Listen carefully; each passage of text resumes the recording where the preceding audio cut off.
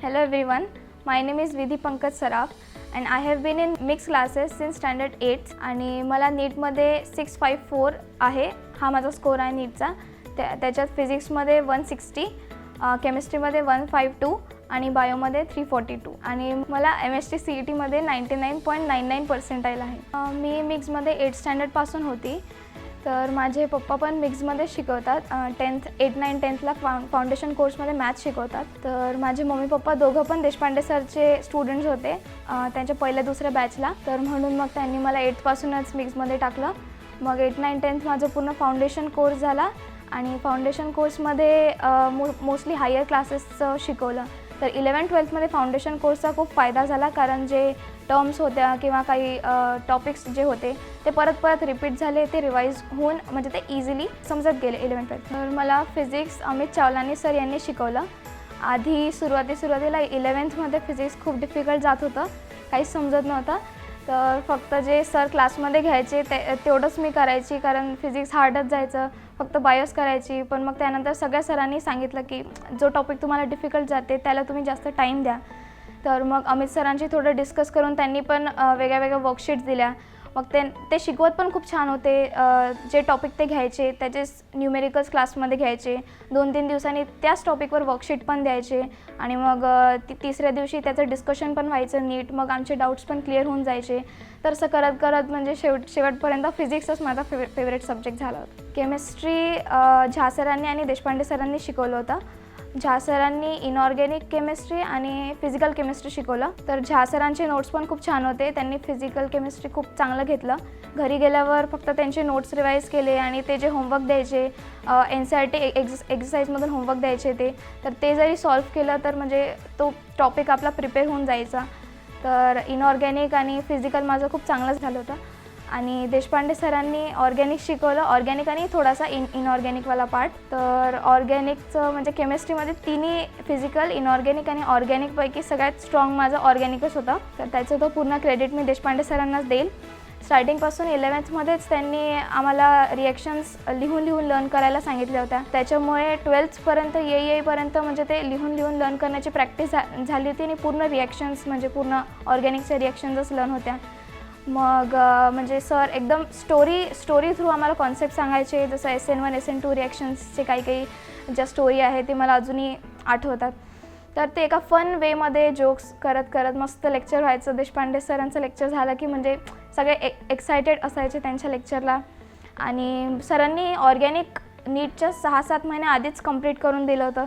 तर मग परत त्यांनी ते ऑर्गॅनिक स्टार्टिंगपासून रिवाईज केलं.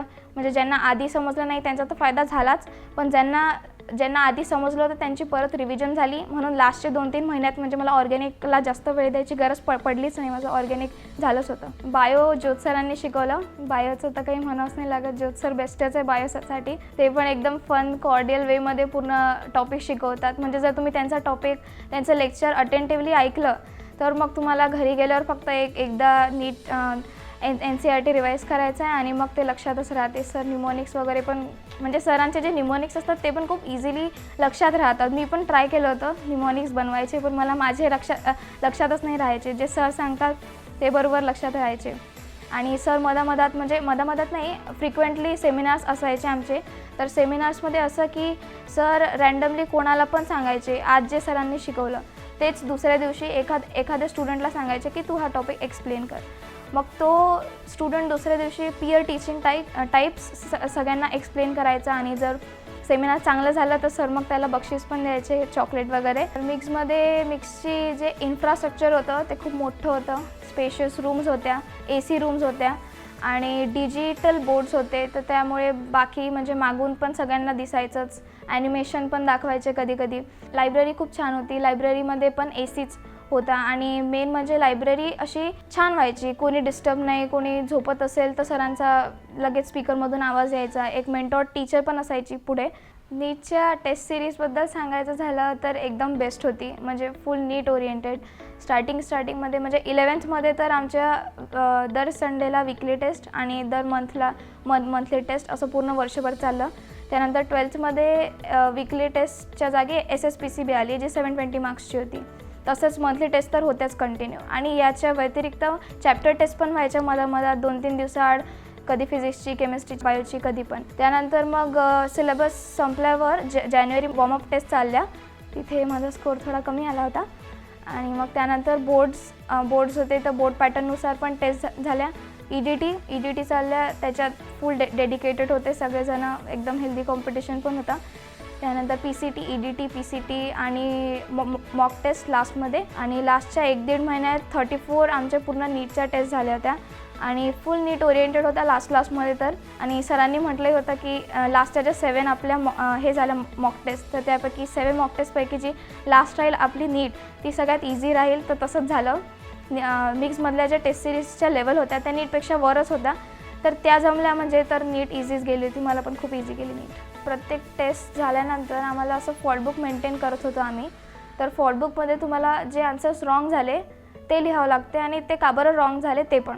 म्हणजे मग नेक्स्ट टाईम जर समजा त्याच टॉपिकवर टेस्ट आहे किंवा मेजर टेस्ट आहे, तर एकदा जर तुम्ही फॉल्टबुक वाचली तर तुम्हाला दिसतील की तुम्ही लास्ट टाईम कोणत्या मिस्टेक्स केल्या असतील. तर मिक्समध्ये स्पेशालिटी म्हणजे एक तर डिसिप्लिन खूप आहे, तिथे स्टुडियस वातावरण आहेच. म्हणजे तुम्ही असे फालतूगिरी तिथे चालतच नाही. नॉन टीचिंग स्टाफ जो आहे ते पण त्यांनी पण खूप मदत केली होती. जोशी मॅम नेहमी आम्हाला सांगायचे, माझे कमी मार्क आले की ते पण मला म्हणायचे की अरे तुझा रँक घसरला किंवा मग आता तू काय करू शकते, गायडन्स करायचे. बीबे सरांनी पण स्टार्टिंगमध्ये खूप आमचे मेमरी मॅप्स वगैरे चेक केले, फॉल्टबुक चेक केले. त्याच्यानंतर पेरेंट्स टीचर्स मीटिंग पण व्हायच्या. त्याच्यात तुम्हाला म्हणजे तुमच्या पेरेंट्सला बोलवून ते सांगायचे की किती प्रोग्रेस आहे की नाही आहे. तिथे तुम्हाला एक प्रोग्रेस कार्ड, रिपोर्ट कार्ड पण द्यायचे. माझ्या ह्याच्यात कोणत्या टेस्टमध्ये तुम्ही अब्सेंट होते, कोणत्या टेस्टमध्ये किती मार्क, कितवा रँक आहे, ते सगळं त्याच्यात यायचं. म्हणजे पेरेंट्सला पण खूप कळायचं की काय सुरू आहे. मला मिक्समध्ये सगळ्यात जास्त तर टेस्ट सिरीजच आवडली, कारण की नीट ओरिएंटेड होत्या आणि त्याच्यामुळे प्रॅक्टिस पण भरपूर झाली होती. मग त्यानंतर स्टुडंट टीचर इंटरॅक्शन, खूप कॉर्डियल टीचर्स होत्या. आपण म्हटलं सर दुसरा लेसन परत सांगा तर ते परत सांगायचे, सर हा डाऊट परत सांगा, सर परत सांगायचे काही न बोलता. आणि डिसिप्लिन वातावरण, इन्फ्रास्ट्रक्चर वगैरे खूप छान होतं. मी पंकज सराफ. सर्वप्रथम मिक्स आणि स्पेशली देशपांडे सर आणि ज्योत सर यांचे मनपूर्वक आभार मानू इच्छितो. माझी मुलगी विधी सराफ ही सुद्धा मिक्झियनच आहे. मी सुद्धा देशपांडे सरांचा विद्यार्थी राहिलेलो आहे. माझी वाईफ ही सुद्धा देशपांडे सरांची विद्यार्थिनी राहिलेली आहे आणि आम्ही त्याच वेळेस सरांचं टीचिंग आणि स्पेशालिटी केमिस्ट्रीची. आता मला जवळपास सरांकडनं केमिस्ट्री शिकून 20 वर्ष होऊन चुकलेल्या, 22 वर्ष होऊन चुकलेले आहेत. तरीही मला आजही ते शिकवलेलं सगळं आठवतं. आता मला अनुभव मिक्सबद्दल असा आलेला आहे की मी स्वतः त्यांच्याकडनं शिकलो होतो आणि याच्या पहिलेही मी मिक्झियन्सचे इंटरव्ह्यू बघितले होते. तेव्हा मी ठरवलं होतं की माझ्या मुलीला मी 8वीपासूनच मिक्सला ठेवावं. मग मी तिला तिथे टाकलं होतं. मिक्समध्ये ती 8वी, 9वी, 10वी, 11वी, 12वी थ्रूआउट हेल्दी वेल्दी स्टडी तिने तिथे केला. सरांचं कॉपरेशन सतत राहिलेलं आहे. रात्री 10-10:30ला तिचा अभ्यास सुरू असताना तिला कुठलाही डाऊट असला तर ती सरांना व्हॉट्सॲप करायची. विदिन 5 मिनिट्स तिला त्याचे रिप्लाय मिळायचे. त्याच्यामुळे ती फार इन्स्पायर्ड झाली सरांमुळे आणि तिच्या study hours day by day ती वाढवत गेली. अभ्यासामुळे ती कधीही थकली नाही. याचं कारण फक्त मिक्सचं जे वातावरण आहे, हेल्दी वेल्दी, एकदम व्यवस्थित सगळं, कुठलंही बॉदरेशन तिला तिथे राहिलं नाही. तिचे स्टडी अवर्स झाल्यानंतर स्पेशली जे लायब्ररी फॅसिलिटीज तिथे आहेत, अशी फॅसिलिटी मी कुठेच नाही बघितली. प्रत्येक क्लासमध्ये जवळपास असं म्हटलं जातं की लायब्ररी अवेलेबल असतं, पण मिक्सची जी लायब्ररी आहे एकदम स्पेशियस आहे. जवळपास 200-250 विद्यार्थी एकांतात बसून, आणि महत्त्वाचं म्हणजे की त्या एका लायब्ररीमध्ये जवळपास 8 AC लागलेले आहेत, कारण उन्हाळ्याचा मुलांना इतका त्रास होतो. माझी मुलगी तिथे सकाळी 7 ते संध्याकाळी 7 सतत अभ्यास करायची. तर मिक्स माझ्या मताने बेस्ट कोचिंग क्लास असला पाहिजे विदर्भातला. तर मी मिक्सच्या फॅकल्टीजला नेहमी भेटायला जायचो आणि फॅकल्टीज जे होत्या त्या अतिशय कोऑपरेटिव्ह, सपोर्टिव्ह राहिलेल्या होत्या. मला ते सांगायचे की सर विधीला 2 मार्क लास्ट मेजर टेस्टमध्ये 2 मार्कांनी ती मागे आलेली आहे. इतकं बारीक लक्ष त्यांनी प्रत्येक विद्यार्थ्यावर ठेवलेलं असायचं. पॅरेंट्सलाही ते नेहमी समजून सांगायचे मुलांनी अभ्यास कसा करावा. स्पेशली असं आहे की बुवा जे फॉल्ट बुक इथे सांगितली जाते, मेग्समध्ये फॉल्ट बुक बनवायला सांगितली जाते. सुरुवातीला मला थोडं एक वेगळं वाटायचं की फॉल्ट बुक नेमकं काय फायदा होणार आहे याचा. पण जशी जशी माझी मुलगी विधी फॉल्ट बुकमध्ये तिचे जे वीक पॉईंट्स होते ते जमा करत गेली, ती करेक्ट करत गेली आणि प्रोबॅबली 11वीच्या समजा मिड सेशनमध्ये मला त्याचं महत्त्व कळलं की फॉल्ट बुक केल्याशिवाय मुलांचा ग्राफ हा वरती येऊ शकत नाही. तुम्ही कितीही अभ्यास केलं तरी इथे यांचा हा जो कन्सेप्ट आहे फॉल्ट बुकचा, हा मला मिक्समध्ये सगळ्यात जास्त आवडलेला आहे. कारण मी स्वतः बिईंग अ टीचर, मी बऱ्याचशा कोचिंग क्लासेसशी संपर्कात राहिलेलो आहे. ही सुविधा किंवा ही जी ट्रीटमेंट मुलांना सांगितल्या जाते specially for your self improvement, मी असं म्हणेल ती कुठेच नाही आहे. मला फार अभिमान आहे आणि मी पुनश्च ज्योत सर आणि देशपांडे सरांचे मनपूर्वक आभार मानू इच्छितो. Proud to be Mixian. नमस्कार, मी राजश्री सराफ. मी school of scholars Hingna road इथे एक शिक्षिका आहे. तिथे मी 9-10ला मॅथ्स शिकवते.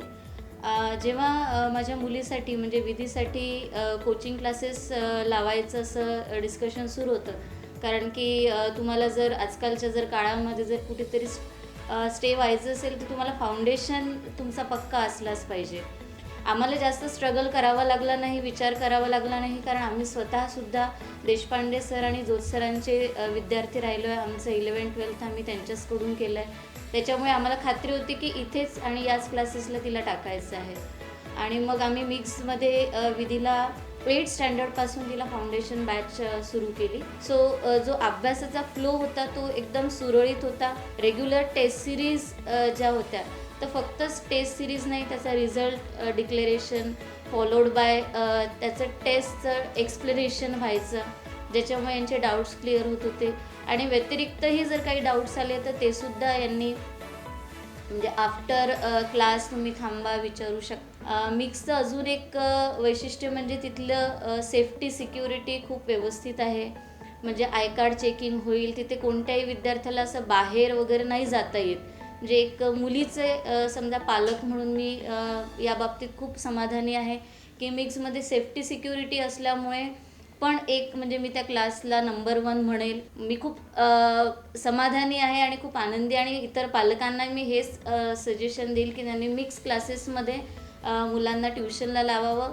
फाउंडेशनपासून लावलं तर एक फायदा असा मिळतो की बेस पक्का झाला की 11-12 एकदम सोपं वाटतं. तुम्हाला ऐन वेळेवर 11th आवरला खूप अभ्यास नाही करावा लागणार.